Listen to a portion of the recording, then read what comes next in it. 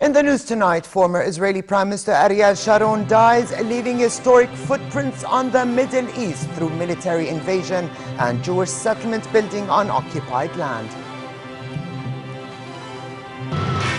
In a move that could turn the clock back to days when the presidency was controlled by the army, Egypt's Army Chief General Abdel Fattah al-Sisi gave his clear signal yet of his interest in becoming president. And hundreds of thousands of West Virginia residents are without water after a chemical spill into a river called the water safety into question. Good evening and welcome to a new edition of the news. Here are the details.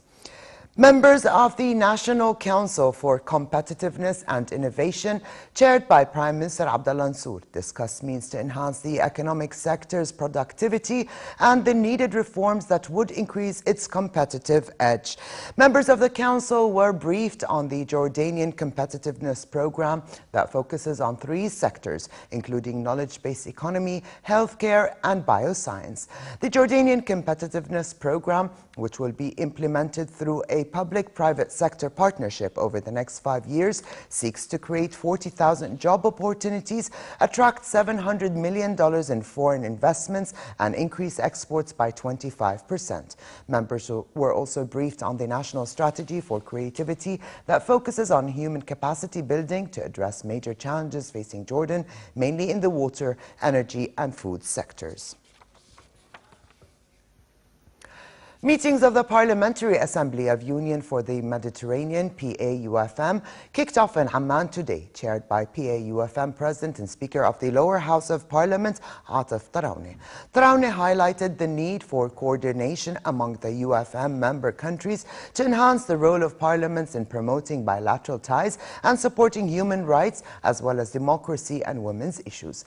As the Mideast peace process goes through a critical stage, Tarauni said concerted regional and international efforts are needed to find a just and comprehensive solution to end the conflict.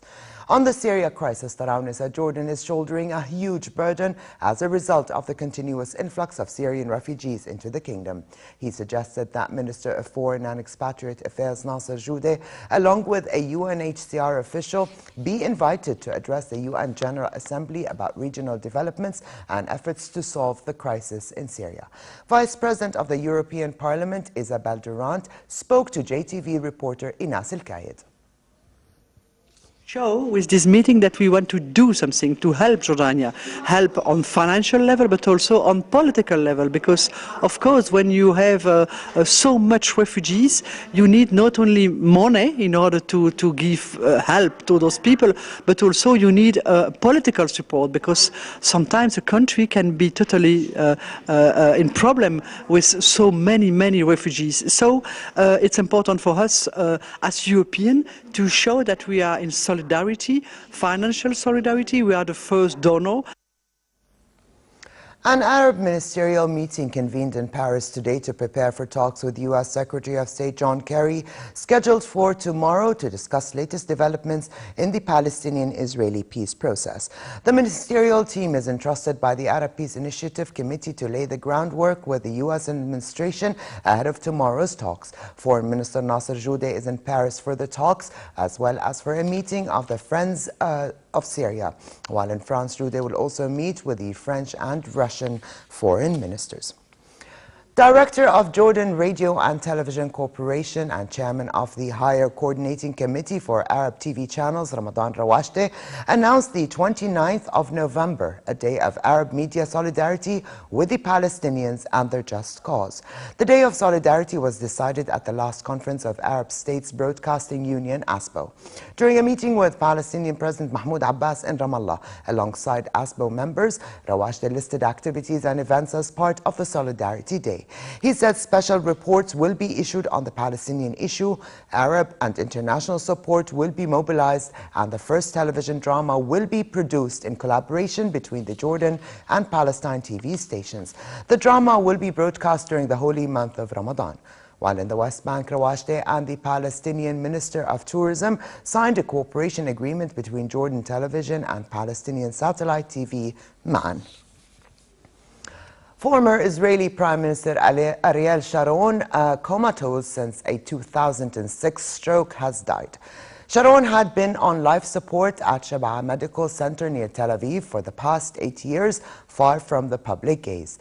There were mixed reactions over his death. While the Palestinians in the Gaza Strip and West Bank expressed their joy over the death of a tyrant, Israelis mourned him as a hero who defended their country. The history of Ariel Sharon, an army general and a former prime minister, has come to an end. Palestinians in Gaza and the West Bank welcomed the news, expressing their joy for the death of a man who they say committed atrocities to their people. Palestinian people are living historic moments with the death of this criminal whose hands are stained with the bloods of our people and leaders. He tried by using weapons to uproot the Palestinian nation again from this land. He gave an order to the settlers to occupy the hills of the Palestinian West Bank to prevent the establishment of the Palestinian state. But to Israelis, Sharon is not a criminal or tyrant, but rather a hero who defended their country. He spent his life defending Israel. He spent his life winning for us. And his only crime is to have been better than his enemy at war. Ariel Sharon, Palestinians believe, was responsible for the Sabra and Shatila massacre, which took the lives of thousands of innocent Palestinian refugees in Lebanon in 1982. Palestinians who survived the massacre in Beirut had no sympathy or forgiveness when they heard the news. Sharon left major historical footprints on the Middle East through military invasion, Jewish settlement building on occupied land that Palestinians seek for a state, but also a shock, unilateral decision to withdraw from the Gaza Strip in 2005. Palestinians accused Sharon of sparking their second intifada with a provocative visit to Al-Aqsa Mosque in Jerusalem's Old City in 2000. He also initiated the building of a contentious barrier across the occupied West Bank. Raad Blouch for the news at 10. Still pictures by the Danish Navy were released today showing the process of loading Syria's first batch of chemical weapons last Tuesday, 1 week after the set deadline. The Danish Navy showed a Danish warship and the cargo vessel Ark Futura near the Syrian port of Latakia, loading the so-called first priority chemicals, including lethal mustard gas, so they can be destroyed abroad. The bulk of the chemicals will be processed on the Cape Ray, a 200-meter U.S. cargo ship, which is being fitted with a portable hydrolysis system to neutralize around 560 tons of the most deadly toxins. The remainder will go to commercial toxic waste processing plants, including one in England. Meanwhile, United Nations Aid Chief Valerie Amos is in Damascus to meet with government officials and to visit shelters in the city. Amos arrived in the country today for a 2-day visit. It is one of her regular visits to Syria to supervise the response plan to the humanitarian crisis caused by the ongoing conflict.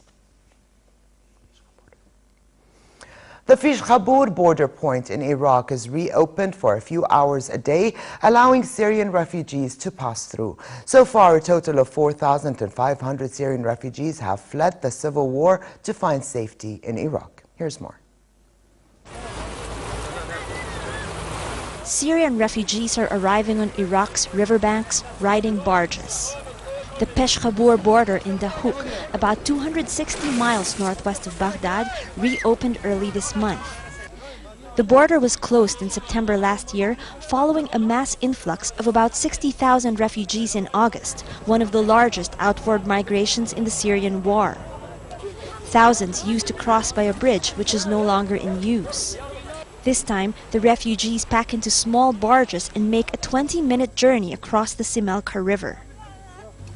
While some are fleeing the conflict and hope to remain in Iraq's Kurdish region, others say they just want to pick up supplies and will soon return to Syria. The UNHCR says Iraq is hosting some 210,000 registered Syrian refugees, and that the reopening of the Pesh Khabur border has brought relief to thousands seeking to escape embattled Syria. Iraq itself, meanwhile, has more than 1 million internally displaced people who fled sectarian violence. Egypt's Army Chief General Abdel Fattah al-Sisi gave his clearest signal yet today of his interest in becoming president. Speaking at an army seminar in Cairo, he said his running for president must be at the request of the people and with a mandate from the army, adding that we work in a democracy. After the ousting of Egyptian President Mohamed Morsi last July by the army following mass protests against his rule, Sisi was appointed an interim president and outlined a roadmap for democratic transition. Egypt is set to hold a referendum on a new constitution on the 14th and 15th, a major milestone in the roadmap which will clear the way for presidential and parliamentary elections. Turkish politicians threw punches and water bottles at each other during a debate about government control over the appointment of judges and prosecutors. Parliament's Justice Commission was gathering to discuss a draft bill from Prime Minister Tayyip Erdogan's AK party to give it more say over the judiciary when the scuffles broke out. Meanwhile, tens of thousands of protesters gathered in the capital Ankara to protest against the government after the latest corruption probe. Demonstrators said they had come to stand against corruption and for justice in their country. Erdogan has said the wide-ranging graft investigation, which poses one of the biggest challenges of his 11-year rule, is an attempted judicial coup. U.S. President Barack Obama said he will talk next week about how he plans to create jobs in the U.S. manufacturing sector, one of the several economic goals he set for his administration last year.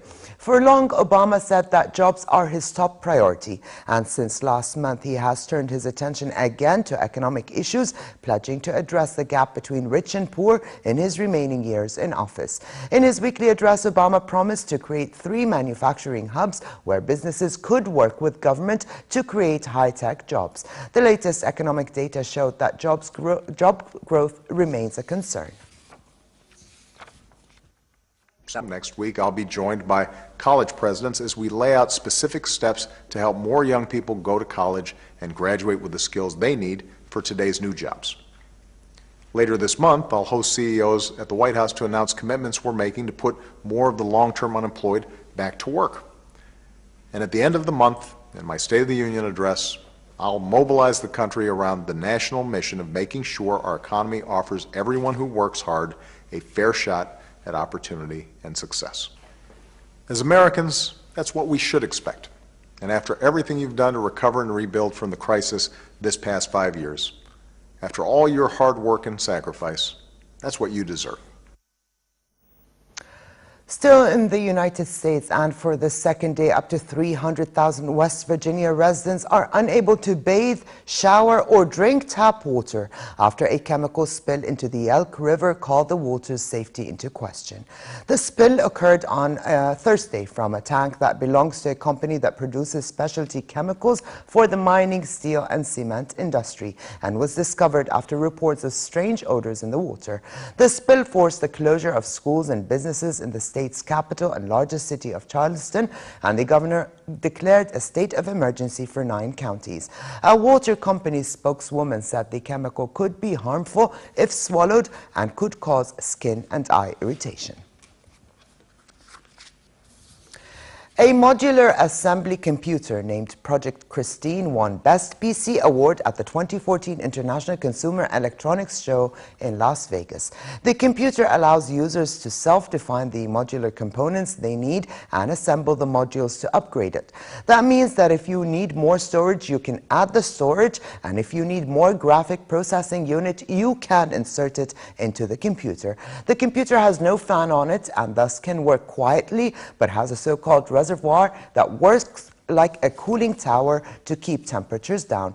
The price and market debut date of this modular assembly computer has yet to be revealed.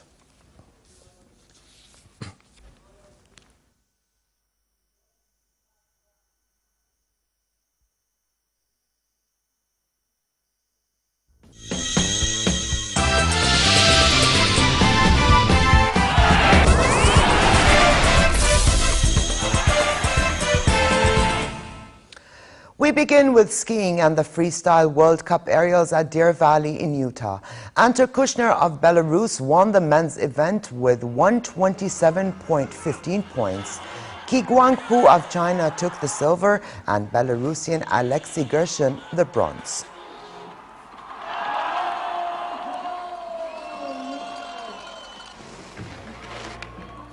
In the women's race, first, second, and third places went to China. Cheng Shuang led with 91.65 points, Zhang Xin with 88 points, and Zhu Mengatao with 78 points.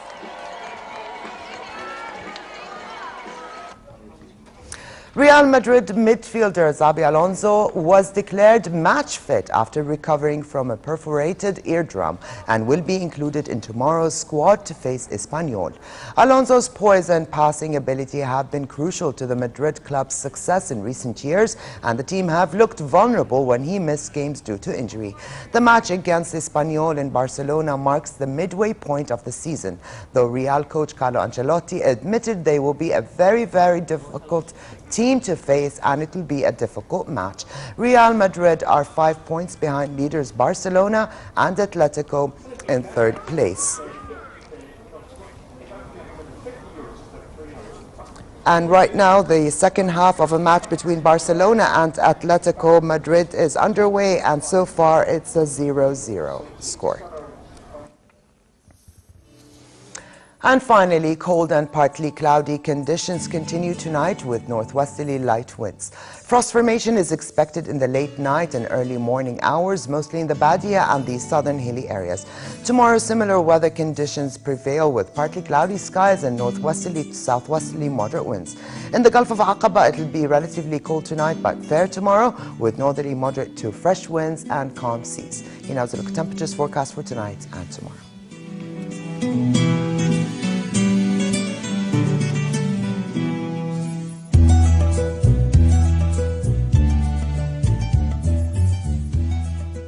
And to close, his reminder of the day's top stories. Former Israeli Prime Minister Ariel Sharon dies, leaving historic footprints on the Middle East through military invasion and Jewish settlement building on occupied land. In a move that could turn the clock back to days when the presidency was controlled by the army, Egypt's Army Chief General Abdel Fattah al-Sisi gave his clearest signal yet of his interest in becoming president. And hundreds of thousands of West Virginia residents are without water after a chemical spill into a river called the water's safety into question. And with this, we come to the end of this edition of the news. I'm Alia Tuqan. Thank you for joining us and have a good night.